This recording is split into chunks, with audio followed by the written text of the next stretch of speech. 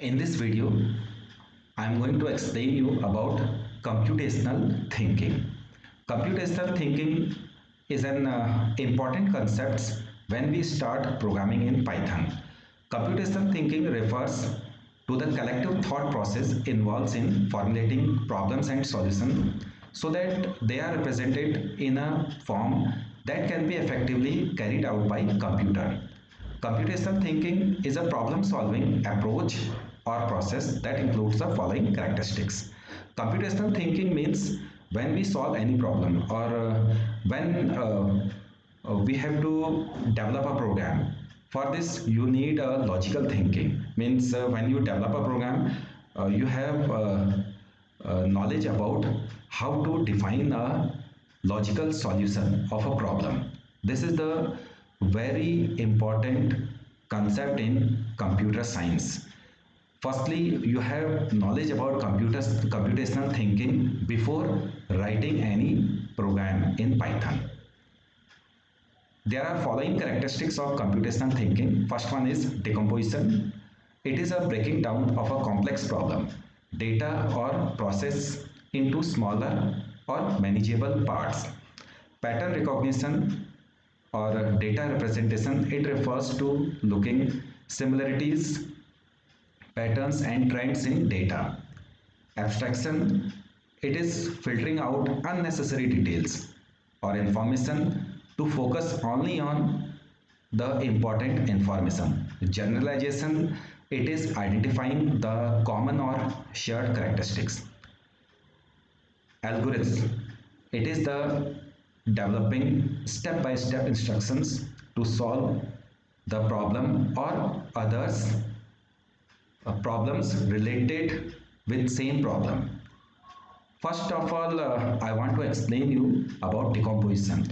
Decomposition, it is the process of defining or dividing a large problem into smaller parts. Like whenever you get a task to write essay in your English subject, what you do? First of all, you write the title. Then after that, you divide the essay into parts. And one part is introduction section. Second part is detail about the introduction section. And third part is whatever the future scope of that essay, and next part is what are the current trends of that topic, or at the end the last part is references from where you have taken the data in this essay. And this approach is used by all scientists or researchers. They use a decomposition approach when they write the research paper or journals, or whenever a writer writes any book, and that writers uses this same approach. Why the writer uses this approach? When means he or she has to write a book, means when the writer starts a writing book, first of all the writer writes a preface or a introduction section of a book topic or book title, then chapter 1, chapter 2, chapter 3. In this way the writer writes chapters in a book. Now, decomposition is the process of breaking down or a big complex problem into a set of smaller sub-processes to allow us to describe, understood or execute the problem better. It involves dividing a task into a sequence of subtasks, and these subtasks are related with each other. Next is identifying elements or part of a complex system.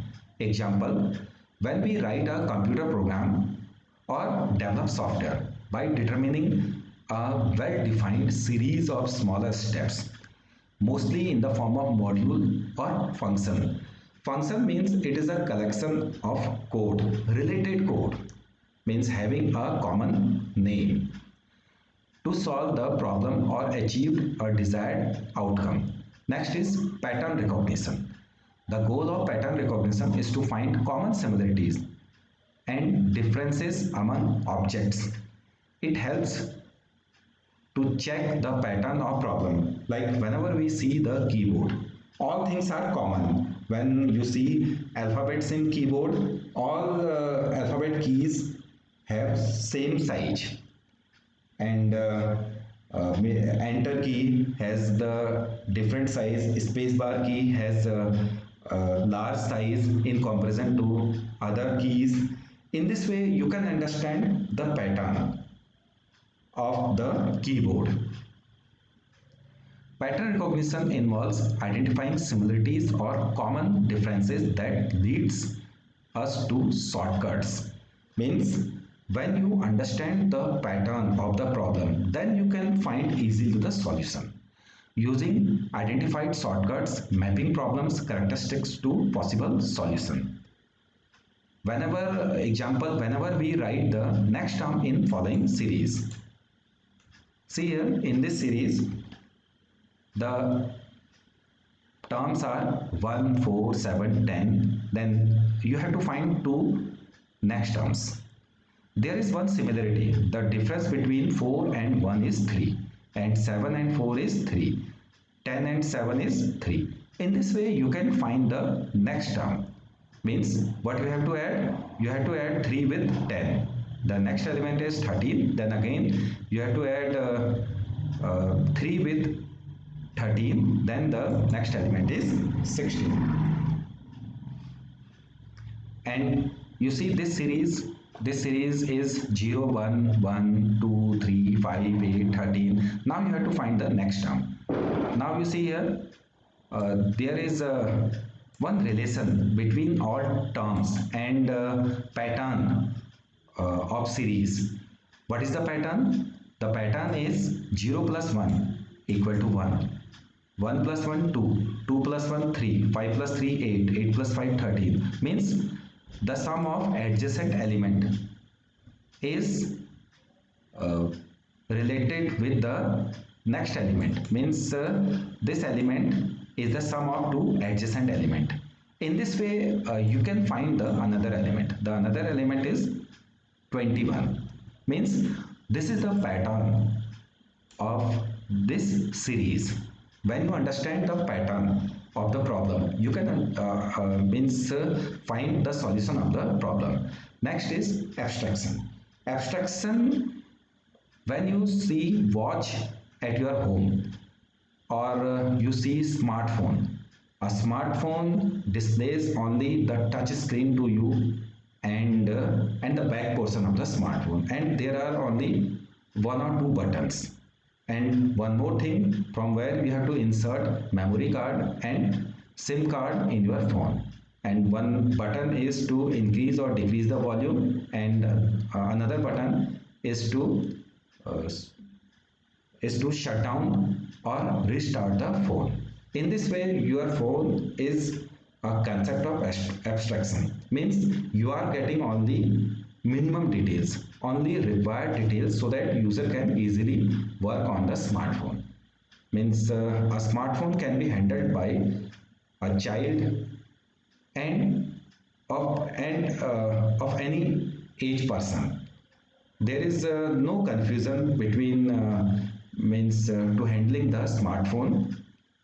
You will not face any problem when you handle the smartphone. Why? Because you are getting only essential details to handle the smartphone. This is the meaning of the abstraction. Abstraction means incomplete. Abstraction is mostly used in software development to make any software easy to use, easy to handle. Using abstraction, we show only required details to user, and we hide technical details from the user. When you see smartphone, you could not see where your RAM is fixed in your smart board, where is the ROM in your smart board, where is the processor is fixed in your smartphone. You can see only the touch screen. This is the concept of the abstraction. Or any device you see a fan in your home, you can see blades of the fan, and one is device is there, through which all blades are attached. Whenever you switch on your fan, and at the time fan starts rotating, but again when you switch off the fan, fan stops rotating. In this way, fan is also a concept of abstraction. You could not see its motor and how the fan is rotating, how the electricity is supplying to your fan. Example, a calculator program only shows the numbers and operators or functions buttons to user without giving details of algorithm or program. Okay, I will open the calculator here, CLC.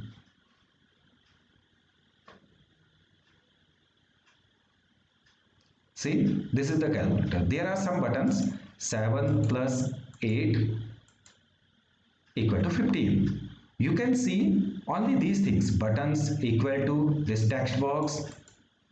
Other things you could not see. Means what code is running behind these buttons. You could not see that code, that program code, and in which programming language this calculator was developed.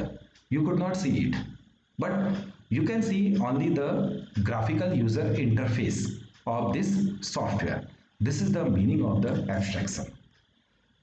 Next concept is generalization. Generalization refers to identifying common or shared characteristics between two domains or problems, such that models or solution of one could be adapted or applied to the other. See, this is the calculator shown in computer. Same way, you can open the calculator app in your mobile. All things are related with this uh, desktop or laptops calculator. Means this calculator is of Windows operating system inbuilt software. And whenever you open calculator app in Android operating system, both calculators are related with each other, means generalized form. This Android app calculator is a generalized form of this calculator of the Windows operating system. This is the meaning of generalization.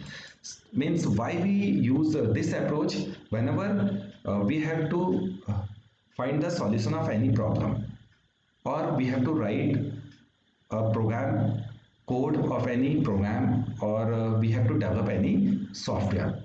For this we have to check, is same type of software developed earlier?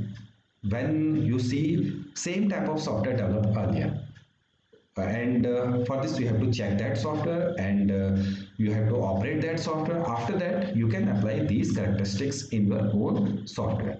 It is called as generalization. Means you can check the characteristics between two domains or problems. Next is algorithm design. It refers to what steps are needed to solve the problem and how can the steps best be organized. Algorithms are a step-by-step strategy for solving a problem, and algorithm design is the development of algorithms. An algorithm is a sequence of steps that solves a problem by working on the some input data and producing a desired output, that is effective solution. Algorithmic thinking involves both creation and execution of an algorithm. Before writing any program, we have to design algorithm based on these three concepts: decomposition, pattern recognition, abstraction. Then we write the algorithm. See, these are the four principles of computational thinking. First is decomposition. What is the big problem you are trying to solve? These questions you have to ask yourself, to yourself. Can you break it down into smaller,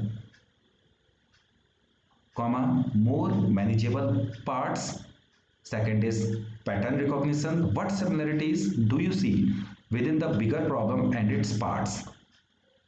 Means you are seeing the bigger problem and its parts. Next is abstraction. What information is relevant to the problem and solution? What can set aside?